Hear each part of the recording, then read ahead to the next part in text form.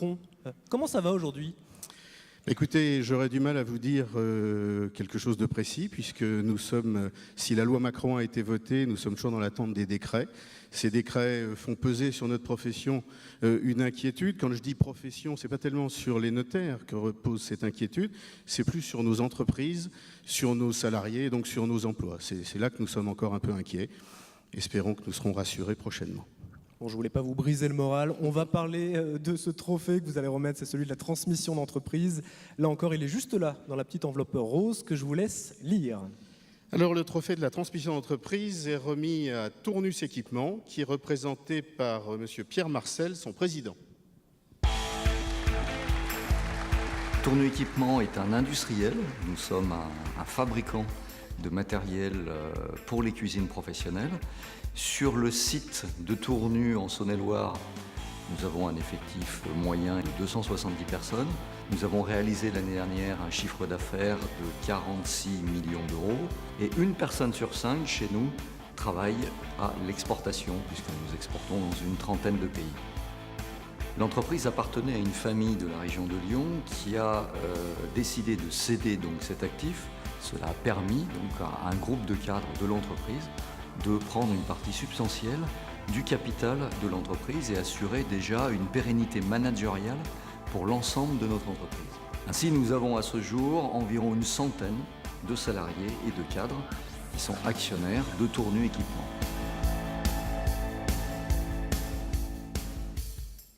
Bonsoir Pierre Marcel. Bonsoir. Et bravo. Comment est-ce que l'ouverture du capital de l'entreprise aux salariés a contribué à la réussite de la reprise ? Bon, pour faire vraiment très simple, c'est d'abord assurer l'alignement des intérêts, c'est-à-dire assurer l'adhésion de l'ensemble du personnel, quelle que soit, je dirais, sa position dans l'organisation, de l'ouvrier au cadre dirigeant, que tout le monde soit à peu près aligné vers les mêmes objectifs et adhère au projet de l'entreprise. Et c'est vrai que ce type d'outil est extrêmement puissant vis-à-vis de cet objectif. Et quels sont justement les projets de Tournus Équipement pour 2016 ? Alors, trois priorités cette année. La première, c'est continuer l'international, comme était dit là dans ce petit film. À peu près une personne sur 5 aujourd'hui sur les 270 personnes que nous avons sur le site travaille à l'international. Nous avons recruté une équipe spécifiquement dédiée à l'export. Nous venons d'ouvrir un bureau de commercialisation à Dubaï. Ça, c'est première priorité et qui fonctionne bien. Deuxième chose, c'est intégrer avec succès toutes les embauches que nous avons faites depuis 12 mois, puisque nous avons embauché pas loin de 25 personnes, à la fois au niveau ouvrier, mais également des nouveaux cadres qui viennent de nous rejoindre et qui vont nous apporter des nouvelles compétences, des expertises que nous n'avions pas. Donc il faut nous renforcer tout en sauvegardant aussi les clés de succès que nous avions. Et puis troisième priorité cette année, c'est la transformation digitale, puisque nous sommes quelque part équipementiers du bâtiment. Et donc nous souhaitons avoir l'intégralité de notre offre en format BIM. Alors ceux qui sont dans le bâtiment connaissent cette abréviation. Et puis nous allons développer des outils également techniques, digitaux dans tous nos ateliers avec le déploiement par exemple d'une 50aine d'écrans tactiles. Eh bien, on vous souhaite un beau succès dans tous ces domaines. C'est le moment de recevoir votre trophée. On peut vous applaudir.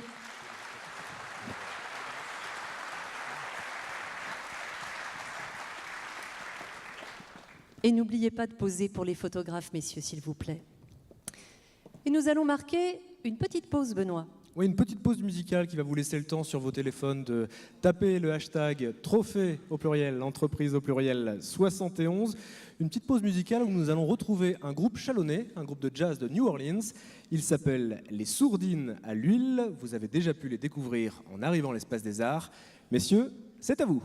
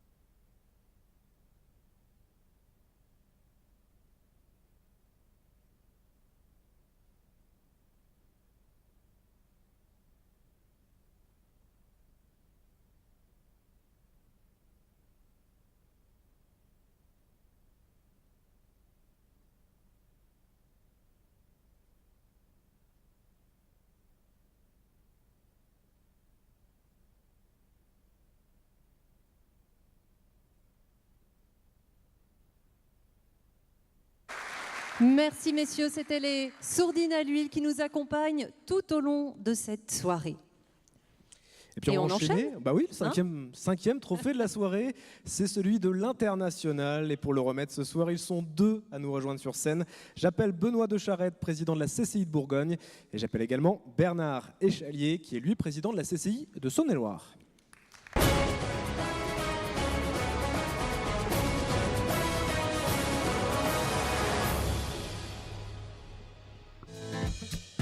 Le développement à l'international de nos entreprises est complètement stratégique pour assurer leur pérennité et le développement de nos territoires.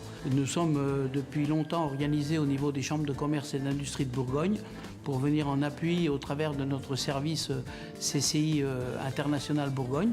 Notre accompagnement se traduit à la fois par des actions individuelles avec du conseil, des diagnostics, de l'aide au financement et par de l'accompagnement collectif avec l'organisation de salons et de missions de prospection à l'étranger. La Saône-et-Loire est le premier département exportateur de Bourgogne avec un excédent commercial de 3,8 milliards à l'heure actuelle sur nos 2 régions. Les chambres de commerce et d'industrie, bien évidemment, resteront au service des entreprises de Bourgogne et de Franche-Comté avec l'appui du Conseil régional qui a la compétence économique. Bonsoir messieurs les présidents. Bonsoir. Alors avant de remettre ce trophée de l'International, j'ai une petite question pour chacun d'entre vous. Je vais commencer par vous, Bernard Échalier, pour la Saône-et-Loire. On l'a un petit peu vu dans le film. La Saône-et-Loire, apparemment, est un bon élève en ce qui concerne l'export. Oui, je crois que c'est un bon élève puisque notre département représente 42% des exportations de la région Bourgogne. Et puis, cela depuis déjà un certain nombre d'années. Nous sommes largement en tête sur l'ensemble des départements. Nous avons de belles entreprises connues de tous ici, qui performent à l'international. Mais ce qu'il ne faut pas oublier surtout, c'est que derrière ces grands groupes qui tirent l'export pour notre département, il y a une batterie de PME innovantes, performantes, qui n'ont pas peur d'aller à l'international. Un bel exemple va nous être présenté là très bientôt. Et justement, Benoît de Charette, comment les CCI de région et départementales peuvent aider les entreprises qui veulent aller à l'international, qui veulent faire de l'export? 3 mots-clés. Le premier, c'est détecter. Notre mission, c'est de détecter, en particulier les primo-exportateurs, ceux qui n'ont encore jamais exporté. Et ensuite, deuxième mot, les emmener soit sur les salons, soit surtout à l'international. Nous réalisons chaque année entre 30 et 40 missions à l'international, où nous emmenons à peu près, encore l'année dernière, en 2015, un peu plus de 700 entreprises. Et puis le troisième mot, c'est accompagner dans la durée. Ça ne sert à rien de faire un coup. Ce qu'il faut, c'est pouvoir ensuite accompagner ces PME sur 2, 3 ans, voire plus, pour pouvoir solidifier les premiers contacts qui ont été tissés à l'international. Et ben voilà, il ne reste plus qu'à dire qui est le lauréat de ce trophée de l'international. Je vous laisse lire la petite enveloppe que vous avez dans les mains. Alors, la société lauréate est la société Comège, représentée par Thibaut Egelet, son dirigeant. L'entreprise Comège est une entreprise de conception et de fabrication de matériaux de levage. Aujourd'hui, on est les leaders français de la conception et fabrication de potences et de portiques. Le point fort de la société, c'est avant tout ses 30 années d'expérience, son bureau d'études en interne, sa créativité, son développement et sa production. Tout est maîtrisé sur le site de Saint-Germain-du-Plain. On n'avait aucun chiffre d'affaires à l'export en 2011 et aujourd'hui, on arrive à 2 millions d'euros au bout de 4 ans à l'export. C'était vraiment l'inconnu au début et ça demande un investissement de la part de la direction mais aussi de la part de tous les salariés et on arrive aujourd'hui à exporter au Moyen-Orient, en Nouvelle-Zélande, en Australie, dans toute l'Europe, en Russie également. On a aujourd'hui en Saône-et-Loire un positionnement qui nous permet d'avoir un développement à l'international plus aisé.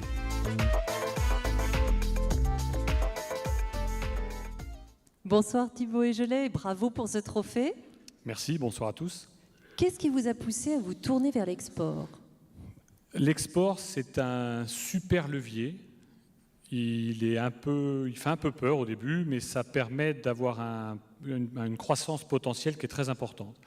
Et donc on a souhaité, lors du rachat de l'entreprise en 2011, de s'orienter vers l'export, de développer un service export et aujourd'hui donc d'exporter dans 28 pays.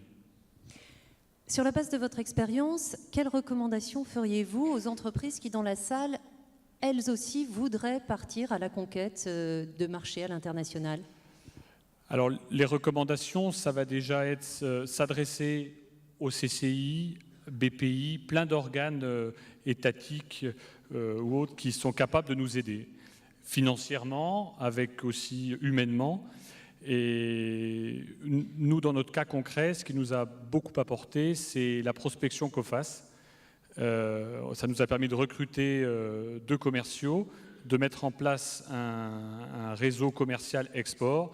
Et aujourd'hui, ça représente un peu plus de 25% de notre chiffre d'affaires, alors qu'il y a 4 ans, on était vraiment à 0. Un très beau parcours. C'est un trophée mérité. On vous applaudit. C'est le moment de le recevoir.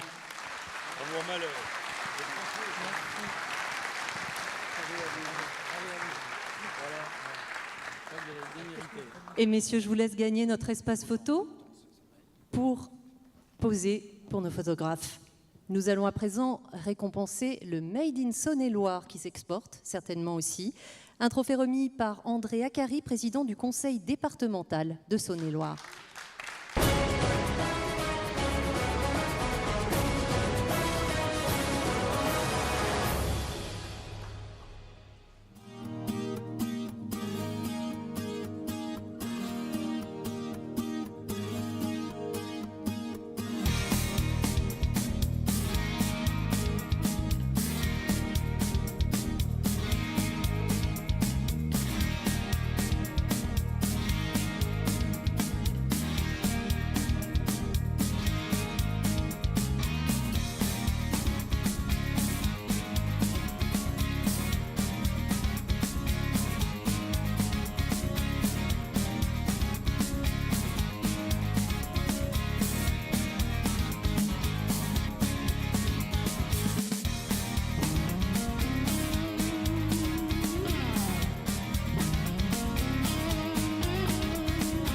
La Saône-et-Loire est un département ambitieux. Au cœur des territoires, nous sommes tous acteurs de son développement.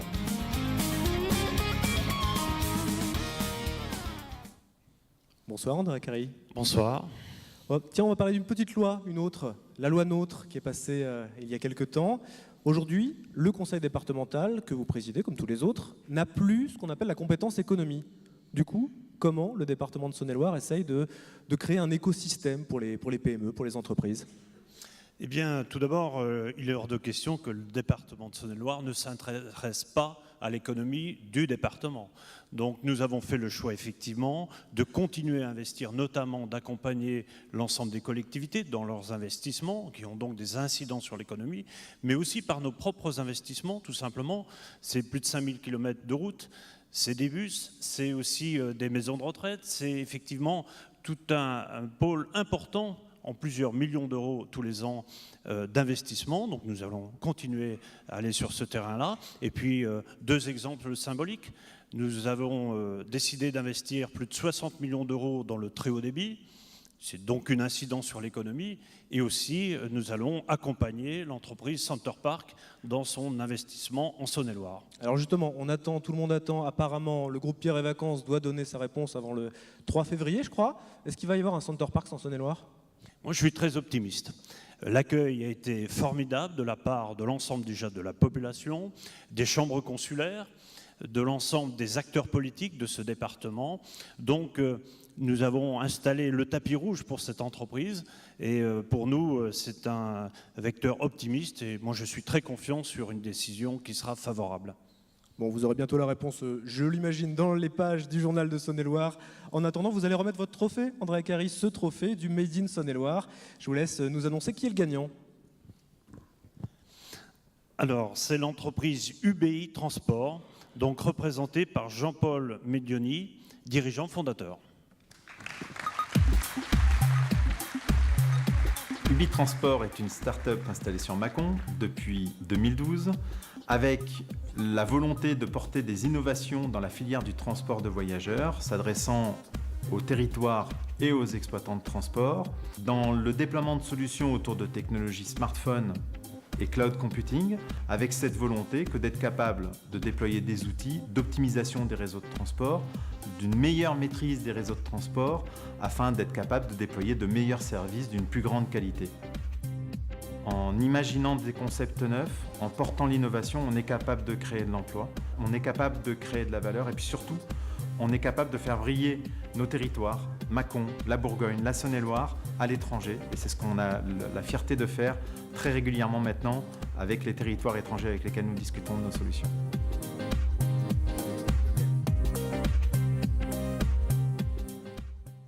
Bonsoir Jean-Paul Médioni. Bonsoir. Et félicitations pour ce trophée. Merci infiniment de cette reconnaissance et de nous mettre en lumière comme vous le faites. Merci. Concrètement, vos applications, en quoi est-ce qu'elles améliorent les réseaux de transport ?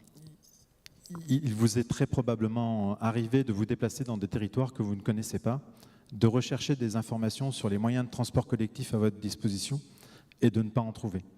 Il vous est très probablement arrivé, si vos enfants utilisent les moyens de transport scolaire, de vous interroger compte tenu des conditions climatiques sur la circulation du car qui doit vous transporter votre enfant ou non. Vous l'aurez compris, c'est en cherchant des réponses à ces questions que le projet Ubitransport a pris forme au travers d'innovations de services et de ruptures technologiques que nous portons sur le marché, avec la rencontre de notre premier client, qui est le département de Saône-et-Loire, que nous avons rencontré il y a 3 ans et qui est devenu au fil du temps un vrai partenaire, qui nous a permis, au-delà d'avoir des innovations intéressantes, des concepts nouveaux, qui nous a permis d'avoir des solutions précises, des solutions métiers, qui nous ont permis de conquérir beaucoup de marchés en France et de partir à la conquête de marchés étrangers. Alors justement, quelle destination, quel marché avez-vous en tête à l'international ? Alors écoutez, 2015 a été une année incroyable, incroyablement dynamique. 1500% de croissance, 15 salariés à fin d'année, une construction dynamique qui nous emmène à nous tourner très vite vers l'export, avec un premier événement important, c'est des discussions au niveau européen, avec de nombreux territoires. Ensuite, des solutions et des technologies qui ont traversé l'Atlantique en allant déployer nos technologies en Martinique et en Guyane, avant l'ouverture cette année, en 2015, de nos bureaux aux États-Unis, des premières discussions au Canada, au Panama, et une aventure assez incroyable que nous vivons et que nous portons. Oui, une belle aventure. On vous souhaite une belle réussite. Merci. Dans Merci tous ces infiniment. projets. C'est le moment, Andrea Cari, de remettre le trophée du Made in Saône-et-Loire. C'est gentil, merci infiniment. Et messieurs, je vous laisse gagner notre espace photo. Merci. Et on va continuer, Anne, on va continuer avec un nouveau trophée qui est celui de la responsabilité sociétale de l'entreprise. Et pour le remettre, j'appelle Frédéric Bouvier, directeur départemental du Journal de Saône-et-Loire.